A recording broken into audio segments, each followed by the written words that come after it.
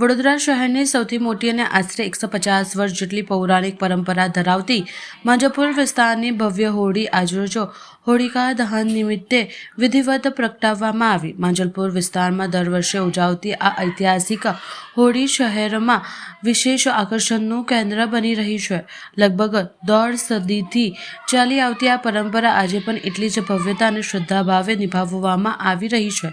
હોલિકા દહન પહેલા વૈદિક મંત્રોચ્ચાર સાથે પૂજા અર્ચના કરવામાં આવી હતી। ત્યારબાદ શુભ મુહૂર્તમાં હોળી પ્રગટાવવામાં આવી। સ્થાનિક આગેવાનો અને મોટી સંખ્યામાં ભાવિકો હાજર રહ્યા હતા। સુરક્ષા વ્યવસ્થાને ધ્યાનમાં રાખી પોલીસ બંદોબસ્ત પણ તૈનાત કરવામાં આવ્યો હતો। હોળી પ્રગટતા જ હોળી હે ના નારા સાથે વાતાવરણ ભક્તિમય અને ઉત્સાહથી ગુંજી ઉઠ્યું હતું। આ પરંપરાગત હોળી માત્ર ધાર્મિક મહત્વ જ નહીં પરંતુ સામાજિક એકતાનું પણ પ્રતીક માનવામાં આવે છે। માંજલપુરની આ ઐતિહાસિક હોળી શહેર માટે ગૌરવ સમાન ગણાય છે। આ સાથે જ સમગ્ર વડોદરા શહેરમાં હોળી પર્વની ઉજવણી શરૂ થઈ ગઈ છે। વડોદરા શહેરની અંદર વર્ષોથી માંજલપુરની આ હોળી ખૂબ મોટી સૌથી મોટી હોળી જે પરંપરા મુજબ વર્ષોથી વડીલોના આદિ અદાણીથી ચાલતી આવી છે પરંપરા, એ પ્રમાણે આ હોળિકાનું આજે દહન થવા જઈ રહ્યું છે। સમગ્ર માંજલપુરના ગ્રામજનો અહીંયા જોડાશે અને ખૂબ મોટી સંખ્યામાં અહીંયા ઉપસ્થિત રહીને હોળિકાની પૂજા કરીને પૂજા અર્ચના કરતા હોય છે। અને આજના આ પૂનમના શુભ દિવસે હું રણછોડજીને તેમજ પ્રાર્થના કરું કે આ હોળિકા પર્વ દરેકના માટે સુખ, શાંતિ, સમૃદ્ધિ અને ખુશીના દિવસો લાવે એવું કંઈ વિરમું છું। ભારત માતા કી જય, વંદે માતરમ।